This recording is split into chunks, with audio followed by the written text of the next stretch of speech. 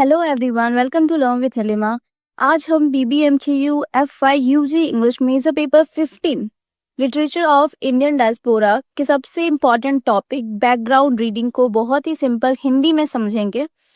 अगर आप semester exam या कॉम्पिटिटिव एग्जाम की प्रिपरेशन कर रहे हैं तो ये वीडियो आपके लिए बहुत यूजफुल होगा। तो बिना किसी देरी के शुरू करते हैं। सबसे पहले बैकग्राउंड रीडिंग होती क्या है। बैकग्राउंड रीडिंग का मतलब है किसी सब्जेक्ट को पढ़ने से पहले उसके बेसिक कॉन्सेप्ट और इम्पॉर्टेंट टर्म को समझना। Literature of the Indian diaspora को समझने के लिए हमें पहले diaspora, nostalgia, alienation, globalisation, new medium और ट्रांसनेशनलिज्म जैसे कॉन्सेप्ट को समझना जरूरी है। सबसे पहले हम समझते हैं कि डायस्पोरा होता क्या है। डायस्पोरा वर्ड ग्रीक लैंग्वेज से आया है। ये दो वर्ड से मिलकर बना है। डाई जिसका मीनिंग है अक्रॉस यानी अलग अलग जगहों पर, और स्पेरेन मतलब होता है स्कैटर यानी बिखर जाना, ठीक है, बिखेर देना। इसीलिए डायस्पोरा का लिटरल मीनिंग है स्कैटरिंग ऑफ पीपल, यानी लोगों का अपने होमलैंड को छोड़कर दुनिया के डिफरेंट कंट्रीज में सेटल हो जाना। लेकिन डायस्पोरा सिर्फ माइग्रेशन नहीं है। इसका मतलब ये भी है कि लोग चाहे किसी भी कंट्री में रहें फिर भी अपनी लैंग्वेज, कल्चर, ट्रेडिशंस और आइडेंटिटी को बनाए रखते हैं। अगर हम इंडियन डायस्पोरा की बात करें तो इसका मतलब है वो इंडियंस जो इंडिया से बाहर जाकर सेटल हो गया है, जैसे UK, USA, Canada, Australia, Mauritius और साउथ अफ्रीका। ये लोग फिजिकली दूसरे देश में रहते हैं लेकिन इमोशनली और कल्चरली इंडिया से कनेक्टेड रहते हैं।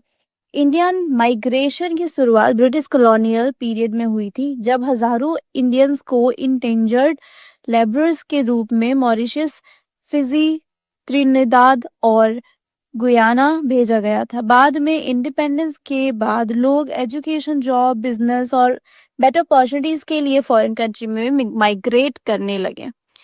इसी एक्सपीरियंस से डायस्पोरा लिटरेचर का डेवलपमेंट हुआ।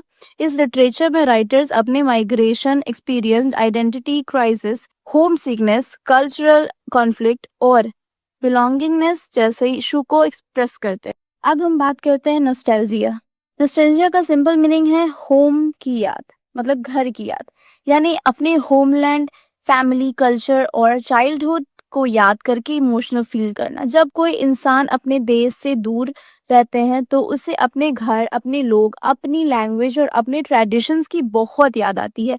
इसी फीलिंग को नॉस्टैल्जिया कहते हैं। डायस्पोरा लिटरेचर में नॉस्टैल्जिया एक सेंट्रल थीम है, क्योंकि जो इंडियंस फॉरेन कंट्रीज में सेटल हो जाते हैं उनके पास बेटर एजुकेशन, जॉब्स और फैसिलिटीज तो होती है, लेकिन उनके दिल में अपने देश की यादें हमेशा जिंदा रहती हैं। ये यादें सिर्फ घर की नहीं होती बल्कि Indian festival, food, music, language और कल्चरल वैल्यू की भी होती है। इसीलिए डायस्पोरिक राइटर्स अपनी स्टोरीज और नॉवेल्स में बार बार होमलैंड की मेमोरीज को एक्सप्रेस करते हैं। डायस्पोरा लिटरेचर में नॉस्टैल्जिया सिर्फ पास्ट को याद करना नहीं है, ये अपनी आइडेंटिटी और अपनी रूट से जुड़े रहने की एक इमोशनल कनेक्शन भी है। नेक्स्ट है एलाइनेशन। एलाइनेशन का मतलब, मीनिंग ये होता है कि फीलिंग ऑफ आइसोलेशन और सेपरेशन, यानी खुद को अकेले, अलग या डिस्कनेक्टेड महसूस करना। जब कोई व्यक्ति, कोई इंसान अपने देश, फैमिली और फैमिलियर एनवायरनमेंट से दूर किसी नए देश में रहते हैं तो उसे लगता है कि वो उस सोसाइटी का पूरी तरह हिस्सा नहीं है। इसी फीलिंग को एलाइनेशन कहते हैं।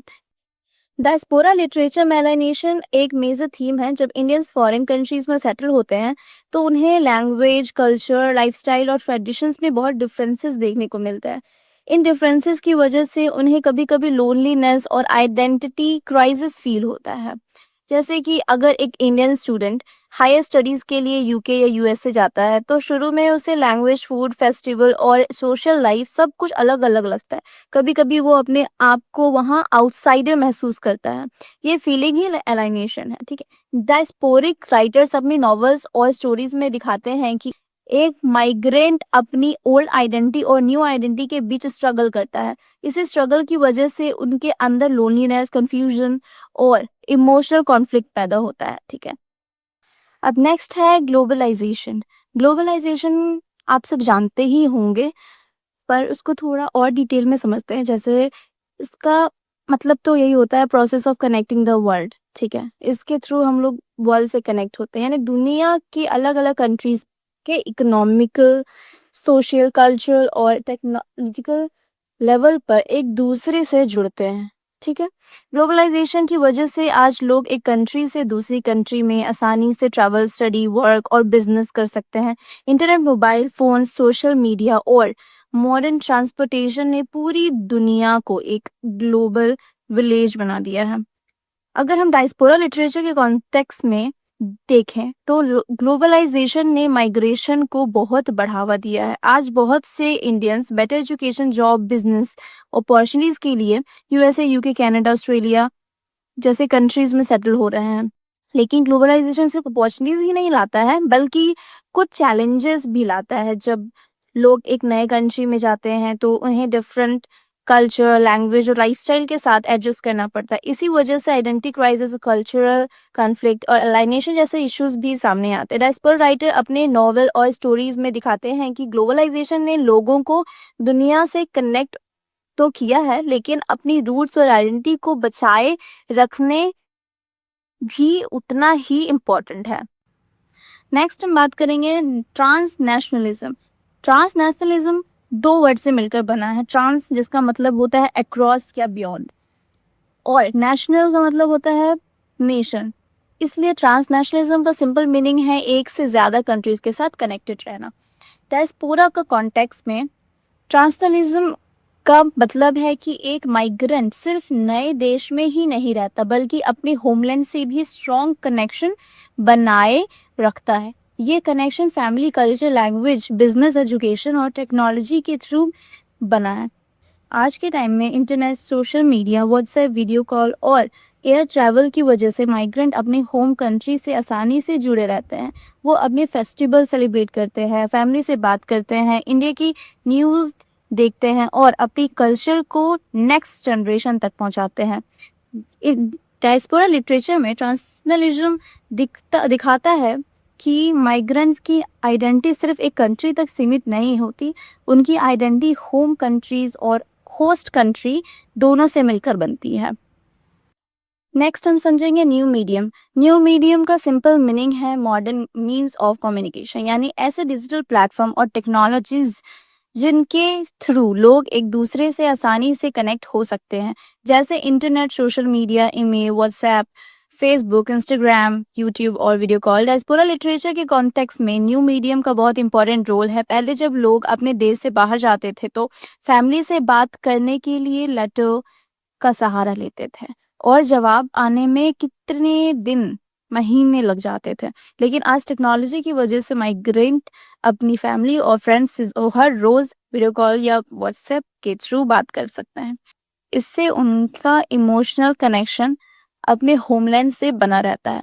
न्यू मीडियम सिर्फ कम्युनिकेशन तक ही लिमिटेड नहीं है, इसके थ्रू लोग अपनी लैंग्वेज, कल्चर, फेस्टिवल्स और ट्रेडिशंस को भी दुनिया भर में शेयर कर सकते हैं। डायस्पोरी कम्युनिटीज ऑनलाइन ग्रुप बनाकर एक दूसरे से जुड़े रहते हैं और अपनी कल्चरल आइडेंटिटी को प्रिजर्व करते हैं। तो आज हमने लिटरेचर और द इंडियन डायस्पोरा का बैकग्राउंड रीडिंग को डिटेल में समझा। अगली वीडियो में हम सिलेबस में दिए गए नॉवल और उनके ऑथर को डिस्कस करेंगे। अगर वीडियो पसंद आया तो लाइक, शेयर और चैनल को सब्सक्राइब करना मत भूलना। Bye bye.